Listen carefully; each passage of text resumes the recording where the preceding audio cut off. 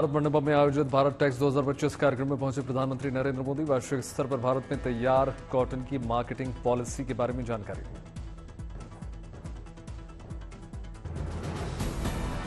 भारत के कपड़ा उद्योग की पूरी वैल्यू चेन को किया गया प्रदर्शित। प्रधानमंत्री मोदी ने प्रदर्शनी को किया निरीक्षण। कच्चे माल और फाइबर से तैयार वस्त्र, तकनीकी वस्त्र, घरेलू उत्पाद और हाई एंड फैशन को किया गया प्रदर्शित।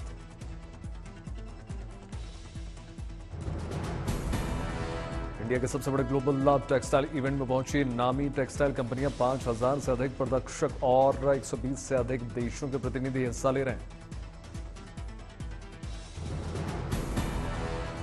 कल तक चलेगा ग्लोबल टेक्सटाइल एक्सपो। वैश्विक स्तर पर अपनी पकड़ को मजबूत बनाना भारत टेक्सटाइल उद्योग का लक्ष्य।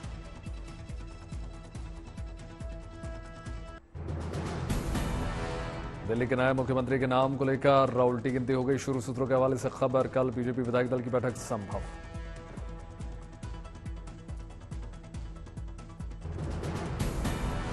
नौ दिन बाद भी बीजेपी ने दिल्ली के नए मुख्यमंत्री पद के दावेदार का नाम नहीं लगाया मोहर। मुख्यमंत्री फेस को लेकर बीजेपी के दिग्गजों का मंथन लगातार जारी।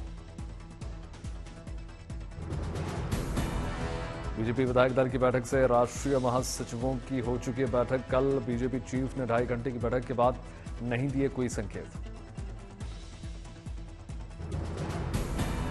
दिल्ली की सत्ता में 27 साल बाद वापसी करने वाली बीजेपी के लिए कल का दिन बड़ा। शॉर्ट लिस्ट नामों को लेकर बीजेपी के विजयी उम्मीदवारों की बढ़ी धड़कनें। शीर्ष नेतृत्व में दिल्ली का चुना जाएगा मुख्यमंत्री। राजस्थान, मध्य प्रदेश, छत्तीसगढ़ के बाद चौंकाने वाला हो सकता है नाम।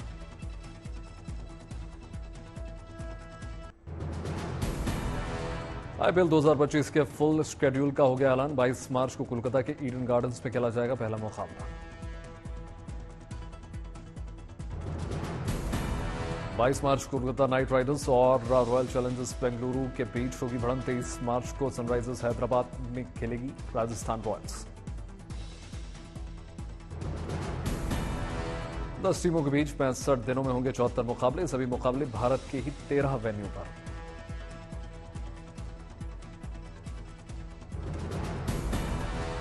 मई को होगा फाइनल मुकाबला। ईडन गार्डन्स में होगा क्वालिफायर 2 और फाइनल मुकाबला। 20 मई को हैदराबाद में होगा क्वालिफायर 1 और 21 मई को एलिमिनेटर मुकाबला होगा।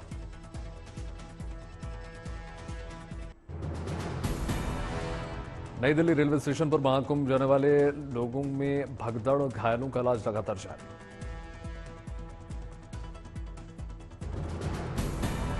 नई दिल्ली रेलवे स्टेशन पर विशेष ट्रेन की घोषणा से बची भगदड़। जांच की शुरुआती रिपोर्ट में खुलासा। सूत्रों के हवाले से खबर, नई दिल्ली रेलवे स्टेशन पर लगातार बढ़ रही है भीड़। 1 घंटे के अंदर खरीदे गए 1500 टिकट। रेलवे स्टेशन पर महाकुंभ जाने के लिए उमड़ी थी भीड़। मौके पर देरी से चल रही थी प्रयागराज जाने वाली 2 स्पेशल ट्रेन। स्पेशल ट्रेन में सवार होने को लेकर मची भगदड़ में बिगड़ गए हालात। प्लेटफॉर्म नंबर 16 से जानी थी स्पेशल ट्रेन।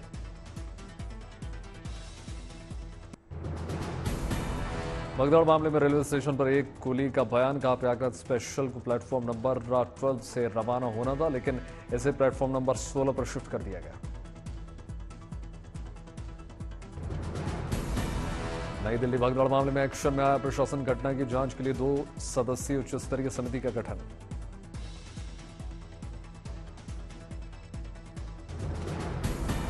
हादसे के वक्त नई दिल्ली रेलवे स्टेशन पर आरपीएफ के जवानों की संख्या थी कम। सूत्रों के हवाले से खबर, बड़ी संख्या में आरपीएफ के जवानों को प्रयागराज रेलवे स्टेशन पर ड्यूटी के लिए भेजा गया।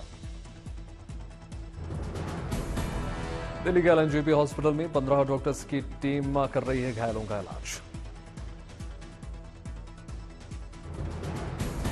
पीड़ित परिजनों से मिली दिल्ली की कार्यवाहक मुख्यमंत्री आतिशी। घायलों का भी हालचाल जाना।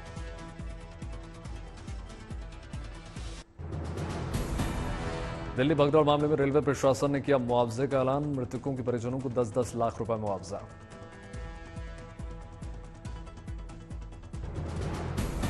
गंभीर रूप से घायलों को 2.5 लाख रुपए का मुआवजा। मामूली रूप से घायलों को 1 लाख रुपए का दिया जा रहा है मुआवजा।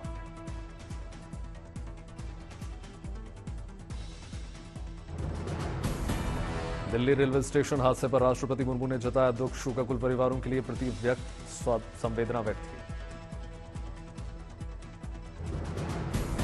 राहुल गांधी ने दिल्ली हादसे पर केंद्र सरकार पर साधा निशाना, कहा एक बार फिर रेलवे की नाकामी उजागर हो गई। प्रियंका गांधी वाड्रा ने घटना पर दुख जताया, सोशल मीडिया एक्स पर लिखा, ईश्वर दिवंगत आत्माओं को शांति प्रदान करे।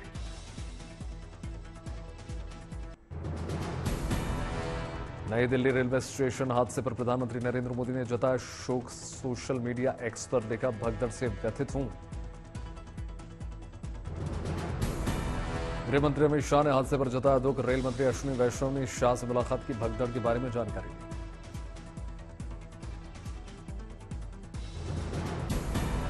रेल मंत्री अश्विनी वैष्णव ने कहा नई दिल्ली रेलवे स्टेशन पर स्थिति नियंत्रण में है।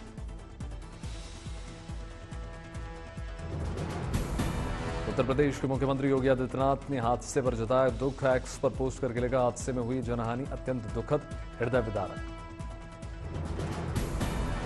दिल्ली के उपराज्यपाल वीके सक्सेना ने घटना पर व्यक्त किया शोक, एक्स पर लिखा, घटना दुर्भाग्यपूर्ण, दुखद। महाकुंभ में जबरदस्त भीड़, अब तक 51 करोड़ से ज्यादा श्रद्धालुओं ने संगम में पवित्र स्नान किया।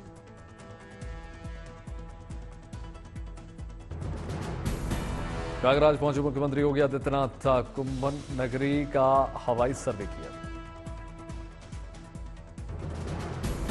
महाकुंभ जाने के लिए कानपुर सेंट्रल में लोगों की भारी भीड़, लोगों से खचाखच भरे हुए प्लेटफॉर्म्स। वाराणसी में भी लगा आस्था का मेला, महाकुंभ के बाद श्रद्धालु कर रहे हैं काशी का रुख। रामनगरी अयोध्या में भी श्रद्धालुओं का तांता, भक्त कर रहे हैं प्रभु राम के दर्शन।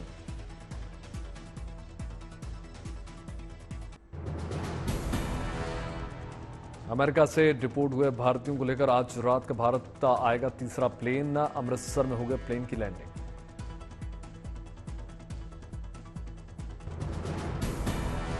देर रात अमेरिका से डिपोर्ट भारतीयों का दूसरा विमान पहुंचा अमृतसर, 120 अवैध प्रवासी भारत भेजे गए। डिपोर्ट भारतीयों में 60 से ज्यादा पंजाबी, 30 से ज्यादा हरियाणा के।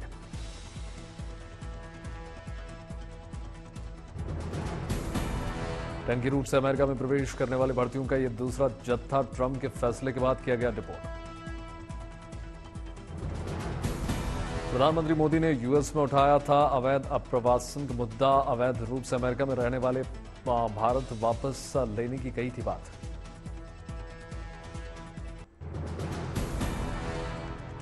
श्रीनगर में ऊंचाई वाले इलाकों में बर्फबारी के चलते चल रही है शीतलहर, तापमान में गिरावट। हिमाचल प्रदेश के कई इलाकों में बादलों की लुक्का छुपी लगातार जारी, मैदानी क्षेत्रों में हल्की बारिश। हिमाचल प्रदेश में बना हुआ शीतलहर का प्रकोप 19 से 21 फरवरी तक देखने को मिलेगा, पश्चिमी विक्षोभ का असर। शिमला के रिज मैदान में हुई ताजा बर्फबारी, सड़कों पर सफेद चादर।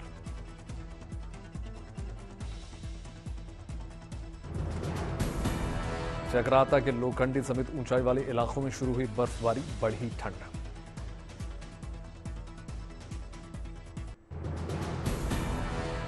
टिहरी जिले के भारत तिब्बत सीमा से सटे गांव में गंगी में जबरदस्त बर्फबारी, तापमान में दर्ज की गई भारी गिरावट। बर्फबारी से बदल गया गंगे गांव का नजारा, चारों तरफ प्रकृति के श्वेत श्रृंगार।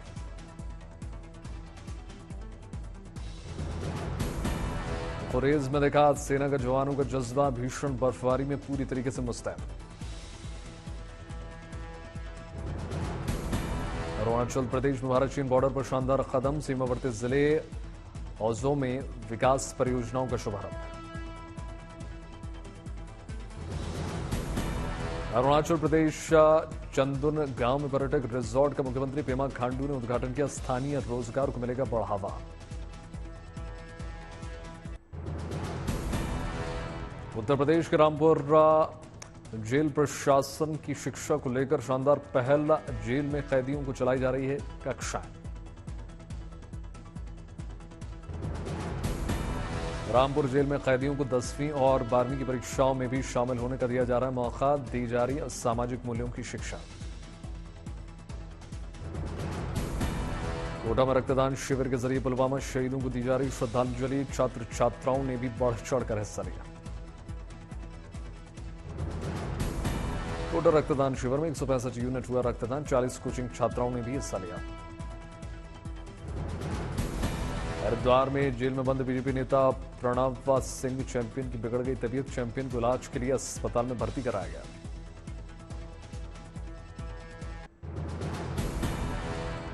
भारत श्रीलंका के समुद्री तटों पर रहने वालों के लिए शानदार खबर, दोनों देशों के बीच आज से नौका सेवा शुरू।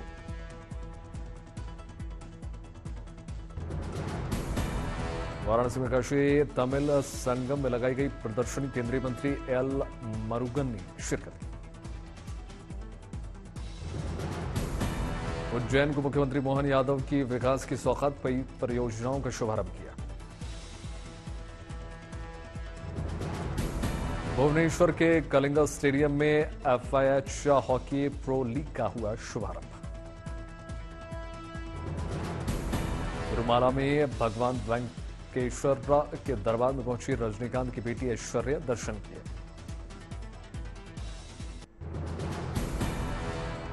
पूर्व बर्धमान में RSS की रैली, संघ प्रमुख मोहन भागवत ने शिरकत की।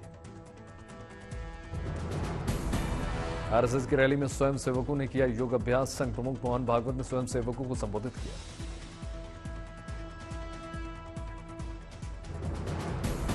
सेना ने भुज में पीर पंजाल शीतकालीन महोत्सव की शुरुआत की, कई खेलों का आयोजन। लखनऊ में होला वाला कॉमेडियन अनुभव सिंह बस्सी का शो कैंसिल हो गया, महिला आयोग की उपाध्यक्ष अर्पणा यादव ने आपत्ति जताई थी। उज्जैन में मुख्यमंत्री डॉक्टर मोहन यादव ने भगवान श्री आंगेश्वर महादेव की पूजा की, उनकी पत्नी भी मौजूद रही।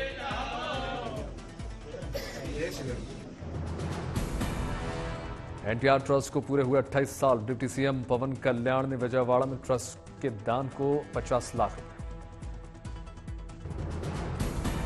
कारोबारी गौतम अडानी ने अजमेर में दरगाह पर चढ़ाई चादर, दरगाह के बाहर गौतम अडानी का भव्य स्वागत। देहरादून में मुख्यमंत्री धामी ने 38वें नेशनल गेम्स के मैस्कॉट फॉर मौली से मुलाकात की। हरियाणा के झज्जर में एम्स के ऑनकोलॉजी कॉन्क्लेव का आयोजन हुआ, केंद्रीय मंत्री जेपी नड्डा शामिल हुए। श्रीनगर में केंद्रीय मंत्री किरण रिजिजू ने हजरत बल दरगाह पर दौरा किया और केंद्रीय मंत्री को फूलों का गुलदस्ता देकर स्वागत किया गया। महाराष्ट्र के ठाणे में नशे के खिलाफ बड़ा एक्शन, 2 करोड़ 60 लाख रुपए की ड्रग्स जब्त, मुख्य आरोपी गिरफ्तार। बिहार के रोहतास में 5 लोगों को किया गया गिरफ्तार, रेलवे की संपत्ति को पहुंचा रहे थे नुकसान।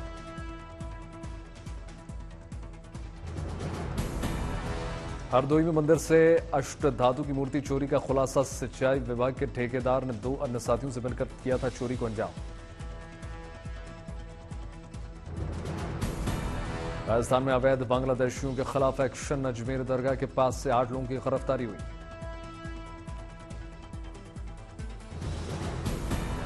बेंगलुरु के नेल मंगला हवाई टोल प्लाजा पर सामने आया हैरान कर देने वाला वीडियो, विवाद के बाद एक का ड्राइवर ने दूसरे कार चालक को 50 मीटर तक घसीटा।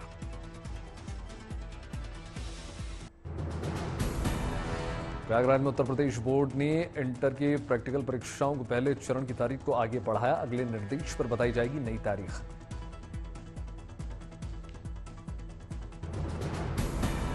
यमुना एक्सप्रेसवे पर सफर करने वालों के लिए शानदार खबर, आज से यमुना एक्सप्रेसवे की गति सीमा प्रतिबंधों में दी जाएगी ठीक।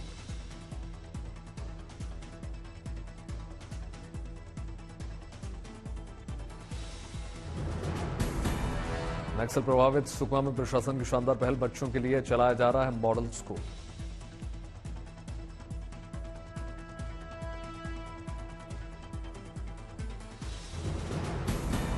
सुकमा के मॉडल स्कूल को सीआरपीएफ के जवान दे रहे हैं सुरक्षा, काफी संख्या में बच्चे कक्षाओं में ले रहे हैं हिस्सा।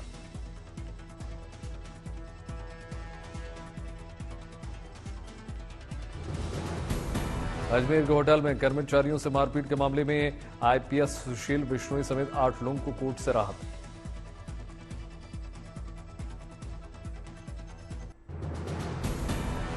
एक्ट्रेस रघुलप्रीत सिंह और भूमि पेडनेकर का वीडियो सोशल मीडिया पर जमकर वायरल। माया साराभाई की नकल उतारती हुई नजर आई। तुझे ऐसे हल्का हल्का नहीं लगता सर में? नहीं, मेरे सर में दिमाग है, उसी के वजन से काम चला लेती हूँ मैं। अच्छा।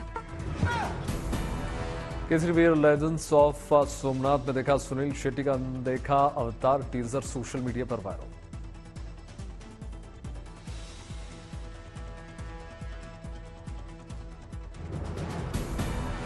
कार्तिक आर्यन की अपकमिंग फिल्म का teaser release. Rock star look में नजर आया एक्टर।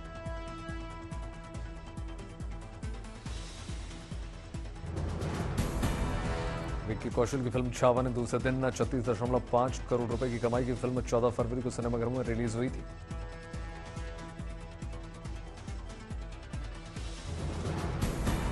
अक्षय कुमार की फिल्म केसरी चैप्टर 2 हुई या पोस्टपोन, अब 8 अप्रैल 2025 को रिलीज होगी।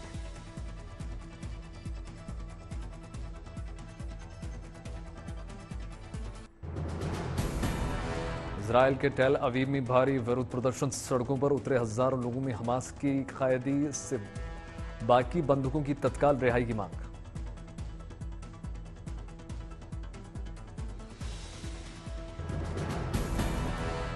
फिलिस्तीनियों को गाजा से बाहर स्थानांतरित करने के अमेरिकी प्रस्ताव का भारी विरोध। लंदन की सड़कों पर उतरे हजारों लोग।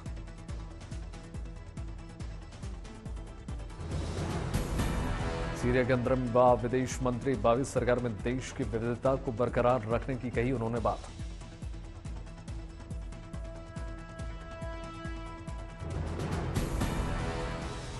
बर्लिन अंतर्राष्ट्रीय फिल्म फेस्टिवल में मैक्सिकन फिल्म ड्रीम्स का प्रीमियर। रेड कार्पेट पर जलवा बिखेरते हुए नजर आए हॉलीवुड के कई सितारे।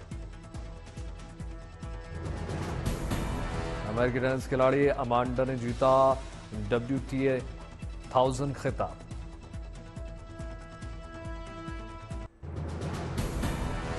रूस यूक्रेन युद्ध को लेकर बोले अमेरिकी दूत कीथ। कहा यूक्रेन युद्ध समाप्ति के लिए पुतिन से बातचीत जरूरी।